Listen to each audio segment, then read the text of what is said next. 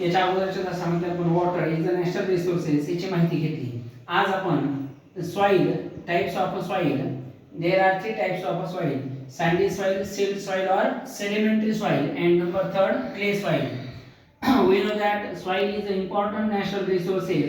All the plants can grow, all the plants must be growing to the soil. So soil is important natural resources. So today we are going to discuss about the types of soil.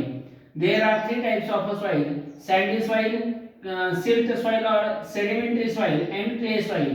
पहा, आपण मातीचे प्रकार, मातीचे 3 प्रकार आहेत. Sandy soil म्हणजे रेताळ माती, सिल्ट सॉइल म्हणजे पोयटा माती, आणि क्ले सॉइल म्हणजे चिकन माती. मग पहिल्यांदा आपण समजून घेऊ sandy soil. Look at this sandy soil. The proportion of this soil, the proportion of particles of this soil is very long, very long. So the these particles does not get the capacity to hold the water. This soil is a very less fertility. This soil containing the less fertility because particles in a sandy soils are very large. Particles are very long and very large. So this soil does not hold the water easily. This soil is made up of the silicon oxides particles.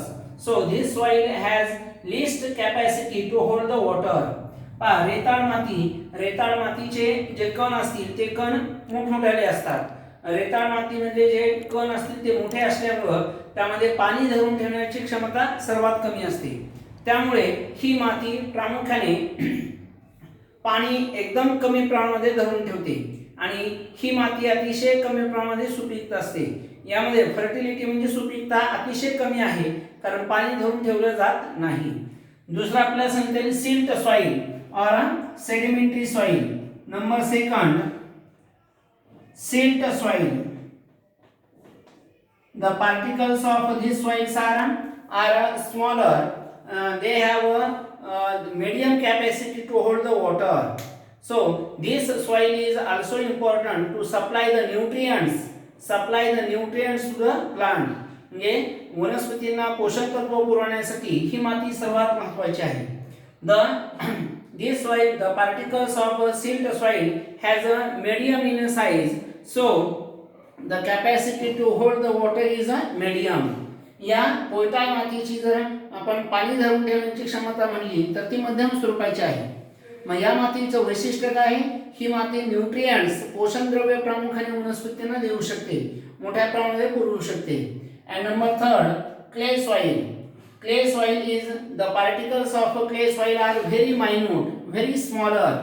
The capacity to hold the water is greater, larger. So this soil is also used for making the different ornaments, for making the different pots, utensil pots. Clay soil म्हणजे chicken माती. या chicken मातीमध्ये पाणी धरून ठेवण्याची क्षमता सर्वात जास्त असते. मग या चिकन मातीमध्ये जे कण असतील मातीचे अतिशय सूक्ष्म असतात, जेणेकरून या मातीमध्ये पाणी धरून ठेवण्याची क्षमता जास्त होते. आणि या मातीचा वापर प्रामुख्याने वेगवेगळ्या प्रकारचे उत्पादने तयार करण्यासाठी केला जाते. म्हणजे चिनी मातीच्या वस्तू असतील, वेगवेगळ्या प्रकारच्या मूर्त्या असतील, खेळण्या असतील मातीपासून बनवलेल्या, अशा प्रकारच्या खेळण्या किंवा भांडे तयार करण्यासाठी, बरण्या तयार करण्यासाठी या क्ले सॉइलचा वापर केला जातो. So these are the 3 types of clay. These are the 3 types of soil. Number first, sandy soil. Number 2, silt soil or sedimentary soil. And number 3, clay soil. In all these 3 types, a large proportion to hold the water is a clay soil. Clay soil has the capacity to hold the water in large amount. Chicken मातीमध्ये पाणी धरून ठेवण्याची क्षमता सर्वात जास्त आहे. The nutrition supply to the plants for silt soil is necessary. Silt soil ही प्रामुख्याने वनस्पतींना पोषण द्रव्य पुरवण्यासाठी वापरली जाते. Medium capacity to hold the water. And sandy soil is a less fertility. Sandy soil has a less amount to hold the water, and sandy soil is a less fertile. So these are the 3 types of soil. Next point we have to study, that is the structure of a soil. We know that there are different structure of a soil. Structure of a soil depends on their shapes. There are different shapes of a soil. Some of the shapes are as we have to see in our textbook. Look at this. Soil structure. Soil structure depends on shapes of the soil.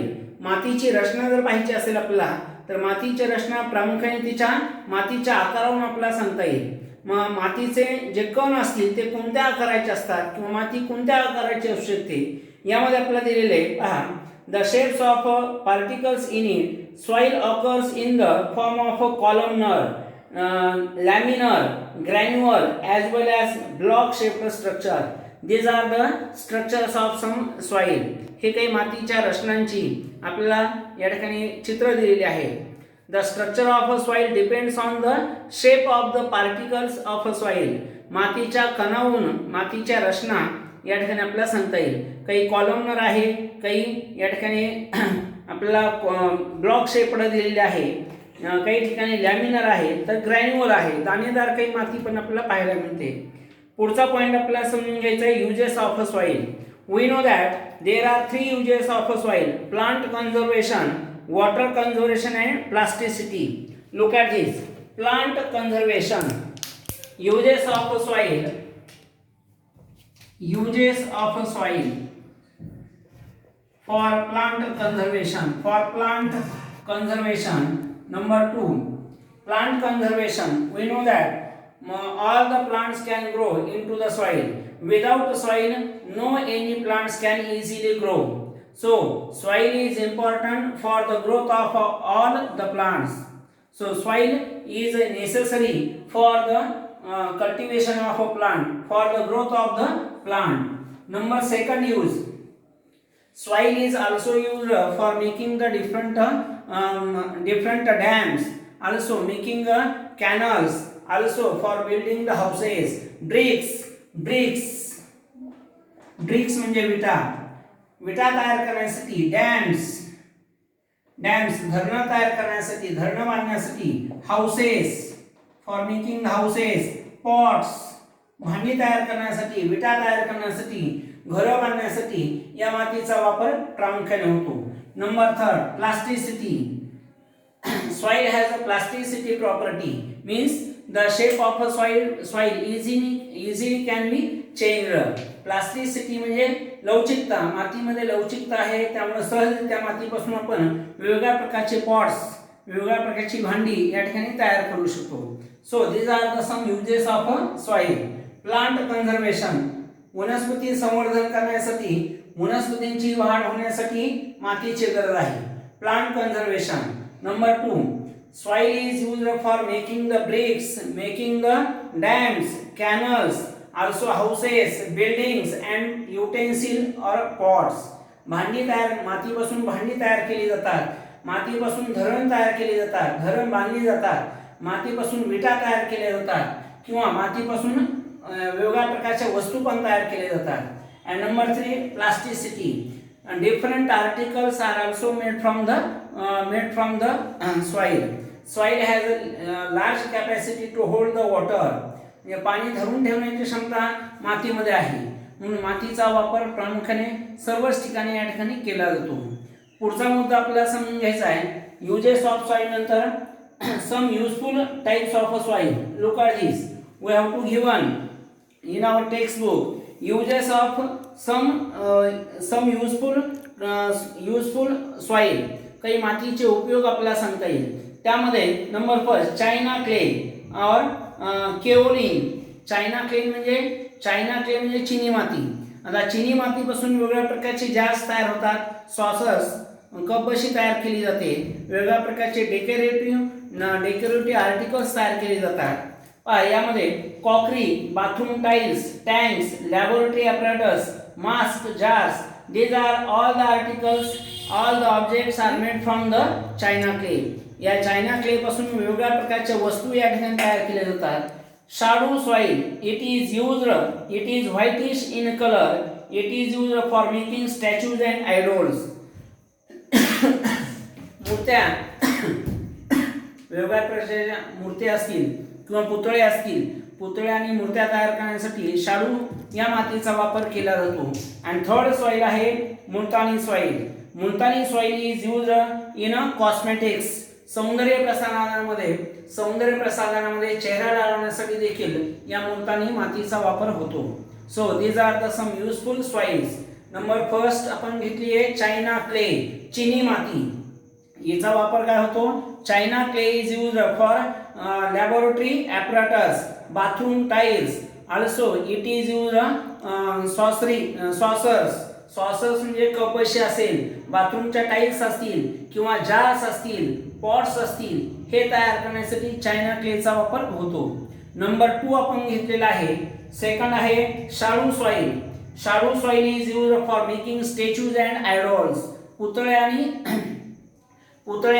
मूर्त्या तयार करण्यासाठी प्रामुख्याने शाडू सॉइलचा वापर होतो. Number 3 आपण घेतलेले आहे मुलतानी सॉइल, मुलतानी माती.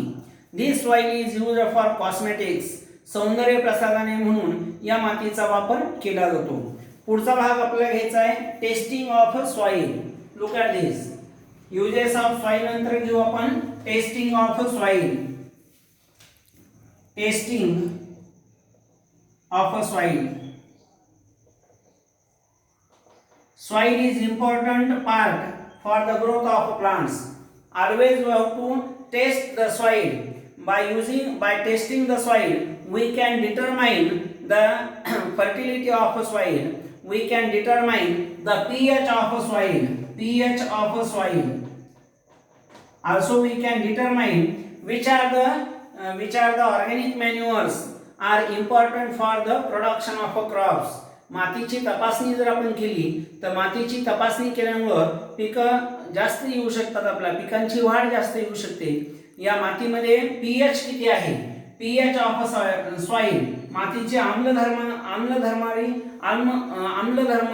हा गुणधर्म मातीमध्ये किती आहे, किंवा मातीमध्ये सुपीकता किती प्रमाणात आहे, माती फर्टाईल आहे का इनफर्टाईल आहे, सुपीकता आहे का नापीक जमीन आहे, हे या ठिकाणी समजतं. So soil testing is very useful for all the farmers. They can grow their crops, they can cultivate their plants by using the soil testing.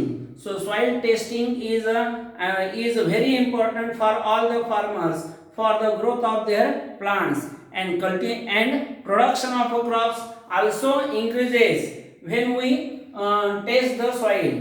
After testing the soil, we know that which organic manures we have to be given to the soil, which are the organic manures are necessary for the production of crops.